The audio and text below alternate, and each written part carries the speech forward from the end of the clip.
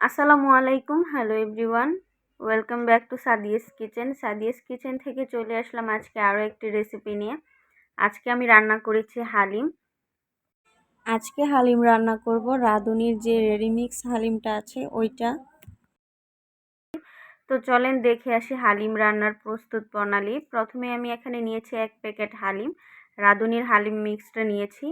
এরকম একটা প্যাকেটে 2টো প্যাকেট থাকে, একটার মধ্যে থাকে মশলা আর আরেকটার মধ্যে থাকে এরকম ডাল আর শস্যর মিশ্রণ।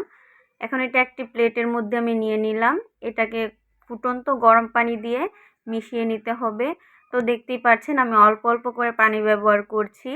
ফুটন্ত গরম পানি ব্যবহার করতে হবে, একবারে ব্যবহার করতে যাবেন না। অবশ্যই এর মধ্যে অল্প অল্প করে পানি ব্যবহার করবেন, তা না হলে দেখবেন যে শস্যটা দলা পেকে যাবে। তো এখন এটাকে আমি নেড়ে মিশিয়ে নিচ্ছি। এটাকে আমি রেখে দেব 1 ঘন্টার জন্য। প্যাকেটের গায়ে লেখা আছে এটা 15 মিনিট রাখতে হবে, তো আমি 1 ঘন্টা রেখে দিচ্ছি রেস্টে। এদিকে নিয়েছি আমি 1/2 কেজি মুরগির মাংস। এটাকে ছোট ছোট পিস করে কেটে নিয়েছি আর বসিয়ে দিয়েছি চুলার মধ্যে একটি প্যানের মধ্যে দিয়ে দিচ্ছি 1/2 কাপ তেল। তেলটি যখন গরম হয়ে আসবে এর মধ্যে দিয়ে দিচ্ছি 1/2 কাপ পেঁয়াজ কুচি। পেঁয়াজটাকে নেড়ে চেড়ে এটা হালকা ব্রাউনিশ কালার করে নেব। পেঁয়াজের বেরেস্তা করে নিতে হবে। এখান থেকে অর্ধেকটা পেঁয়াজ আমি উঠিয়ে রাখছি, আর বাকি যে পেঁয়াজ আছে ওগুলোর মধ্যে আমি মশলা দিয়ে এটা কষিয়ে নেব। দিয়ে দিচ্ছি এখানে 1 চামচ আদার পেস্ট, 1 চামচ রসুনের পেস্ট। এখন এই আদা রসুনটাকে একটু সময় নিয়ে আমি ভেজে নিচ্ছি, যতক্ষণ না পর্যন্ত আদা রসুনের কাঁচা একটা স্মেল আছে ওটা চলে যায়। যখন আদা রসুনের কাঁচা স্মেলটা চলে যাবে তখন এর মধ্যে প্যাকেটে থাকা যে হালিমের মশলাটা ছিল ওই মশলাটা দিয়ে দিচ্ছি। এখন এটাকে একটু নেড়ে মিশিয়ে নিচ্ছি। আর এখানে আমি ব্যবহার করছি 1/2 চা চামচ হলুদের গুঁড়ো আর 1/2 চা চামচ মরিচের গুঁড়ো। এটা অপশনাল, চাইলে স্কিপ করতে পারেন, কিন্তু একটু সুন্দর কালার আসার জন্য হালিমের আমি এটা ব্যবহার করছি। এখন এটাকে আবারও নেড়ে এখন সরাসরি এর মধ্যে মাংসটা দিয়ে দিচ্ছি। মাংসটা দিলে এর থেকে মাংসর থেকে পানি ছেড়ে দেবে। তো মাংসটা দেওয়া হয়ে আসলে এটা আমি নেড়ে মিশিয়ে নিচ্ছি। এখন মাংসটা কষিয়ে নিতে হবে। তো এটাকে নেড়ে চেড়ে আমি ঢাকনা দিয়ে ঢেকে মাংসটা কিছুক্ষণ কষিয়ে নেব। আর কিছুক্ষণ পর আবার আমি ঢাকনাটা উঠিয়ে এটাকে আবার নেড়ে দিচ্ছি যেন তলানিতে লেগে না যায়। আর এর মধ্যে এখন আমি গরম পানি ব্যবহার করব মাংসটা সিদ্ধ হওয়ার জন্য। এখানে 1 কাপ গরম পানি আমি অ্যাড করব। এখন এটাকে আবারও নেড়ে ঢাকনা দিয়ে ঢেকে দিচ্ছি।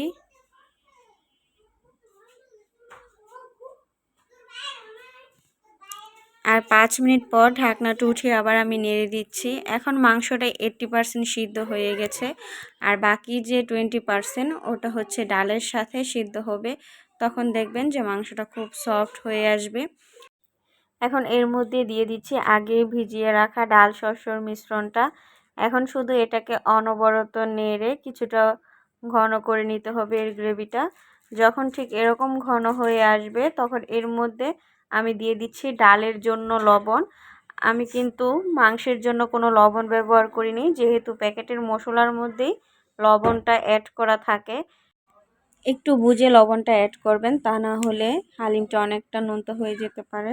এখন এর মধ্যে ব্যবহার করছি ফুটন্ত গরম পানি আমি 4 কাপ। এখন এটাকে নেড়ে মিশিয়ে নিচ্ছি। এখন শুধু এটা রান্না করে নিতে হবে যতক্ষণ না পর্যন্ত হালিমের মধ্যে থাকা ডাল, চাল আর অন্যান্য শস্যগুলো একবারে সফট হয়ে আসে। তো এখন এটাকে ঢাকনা দিয়ে ঢেকে একবারে লো ফ্লেমে এটা রান্না করে নিব আমি 1 ঘন্টা। অনেকের কাছে সময়টা অনেকটা লং টাইম মনে হচ্ছে, কিন্তু আসল হালিমের টেস্টটা পেতে চাইলে অবশ্যই এটা চুলার হিটটা একবারে লোয়ে রেখে অনেকক্ষণ রান্না করে নিতে হবে। আর এটা দেখতে পাচ্ছেন যে অনেকটা ঘন হয়ে এসেছে। আর হালিমওয়ালা মামারা কিন্তু সবসময় চুলাটা একবারে লোয়ে রেখে নাড়াচাড়া করতে থাকে হালিমের মধ্যে, যেন তলানিতে লেগে না যায়। আর এতে করে হালিমটা খুব সফট হয়ে আসে। এখন এটা নামিয়ে নিচ্ছি, ঠান্ডা হলে আরও ঘন হয়ে আসবে।